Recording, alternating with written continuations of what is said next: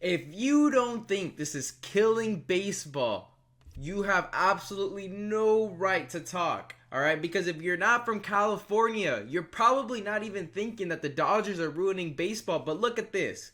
The current World Series champions go out, right, and get a Cy Young caliber pitcher, and then they say, you know what? Let's retain our closer here. All right. And then you go out and get Conforto here, thinking that you might lose Teoscar, but then you still managed to keep Teoscar, who was a big part in winning the World Series. And then you're not even done yet. Oh yeah, we're gonna lose Kike Hernandez most likely. Let's go out and get a guy who bats over 300, a very good utility guy who could play almost anywhere in the infield or even the outfield if you really need him to. So he bats over 300. So you replace Kike Hernandez just like that with an upgrade, and then you go out and get the most sought out reliever in Tanner Scott. And they're not even done yet. They get a really good closer in Kirby Yates. Yes, he's up there in age. He's a bit washed, but still, to be able to sign him, like after all of this, it's kind of a plus. You know, what's the worst thing that happens? He sucks and you DFA him? Like, oh, nah. Oh, man, it's not like we got Tanner Scott into this bullpen and we kept their closer who got us the World Series last year and went like over 2 innings. Roki Sasaki, the most sought out starter, you could argue, from Japan, who throws triple digits with ease, also signed.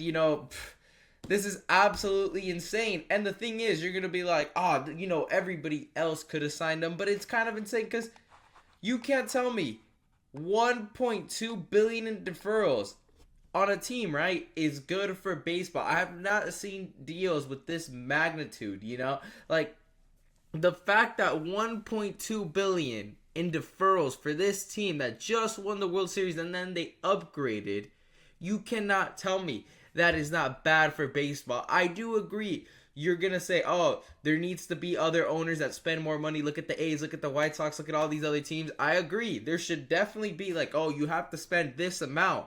But there also has to be a cap on how much you should spend. And 1.2 billion in deferrals is kind of insane here. Look at this. Look at this roster right here. The only weakness I see is Max Muncy at third. And what do you want? You want him to trade for Arenado, sign Alex Bregman? What would you want there? This is like basically Patrick Mahomes giving anybody from all LSU wide receivers, Jamar Chase, Justin Jefferson, Malik Neighbors, right? Gets an elite O-line. Oh, you know what? Travis Kelce's getting up there in age. Brock Bowers, put him in there. Oh, running back, just give him Saquon Barkley. Give him the Steelers D-line. Give him the Lions defensive backs. Give him the best linebacking crew in the NFL. But you get Nelson Aguilar and Cam Sutton. Oh man, that's Max Muncy. That's basically Max Muncy and Clayton Kershaw here. Oh, you got a whole All-Pro, All-Star team, but you got two bad positions. Just two. Like, it's kind of insane here that the fact that, potentially you could see it's very realistic that we see Ohtani, Betts, Freeman, Teoscar, Will Smith, and, I wouldn't be surprised if one of these three guys end up on the All-Star team. And then, I could see Ohtani, Snell. These are all potentials on Cy Young, winners. You have 5 potential Cy Young winners. And then you got Gonsolin and May, who showed a lot of promise before their injury problems. Then you got a great veteran in Kershaw, obviously a former Cy Young winner. And then you got the most. It's actually wow. That's a roster. That's something you can't even build on MLB The Show. When you play franchise, when you act like the GM, that's something that's hard to build there. And the Dodgers did it with deferred money. Absolutely insane. I wouldn't be surprised if we saw Arenado traded for, some prospects to the Dodgers, and Max Muncy just sits on the bench now. Now you have, one of the best third baseman gloves in baseball with the Dodgers.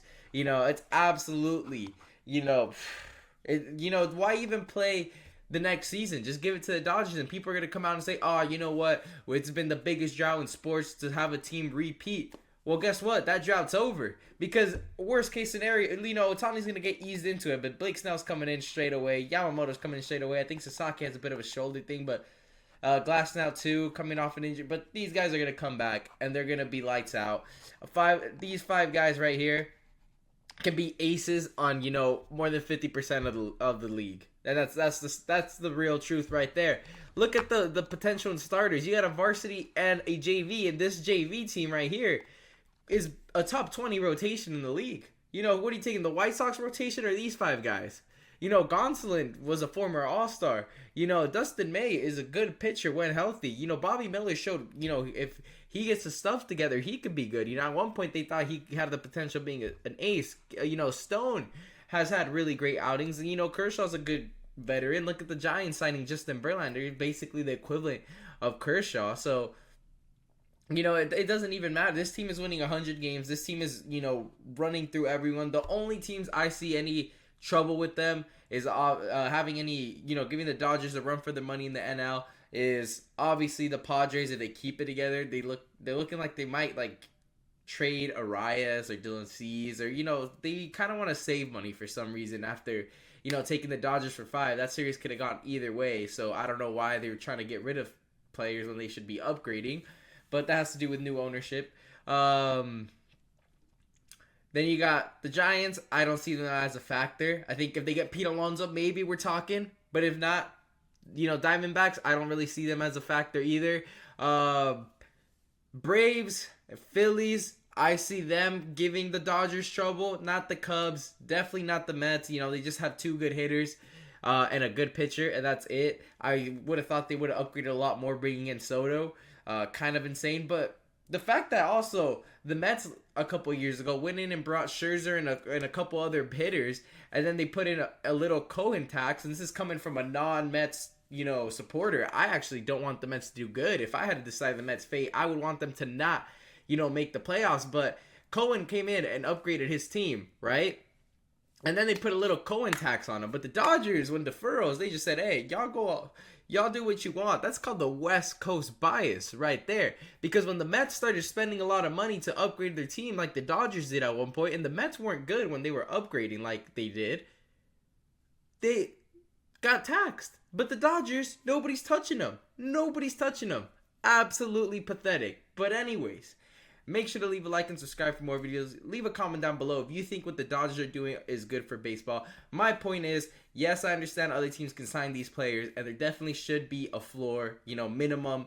You got to spend $200 million or something like that, $150 million. There's got to be some sort of floor, but there also has to be a cap. Because imagine in the NFL, the Chiefs just went out and got, you know, Jamar Chase, T. Higgins, you know, let's say they both hit the free agency market, and then they went out and got Saquon Barkley, like, hypothetically. Then they go and get, you know, Brock Bowers, you know, hypothetically. I know it's not really possible with how much some of these players have remaining on their contract, but people in the NFL would go absolutely berserk if we saw Patrick Mahomes, you know, the best player in baseball, like Ohtani, just get a stacked team. And, you know, Mahomes is basically getting $2 million a year, and then once he's retired, he gets his whole $500 million contract.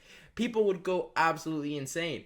So that's my point is, obviously teams need to spend. They have to be, I believe they should be forced by the league to be spending, but there also has to be a cap, because if you're going to see an all-star team and the Dodgers and they're going to win year after year after year, it's going to ruin the league, and it's really going to ruin the ratings if we're just seeing the Dodgers keep winning. You know, we need to see some sort of, you know, balance.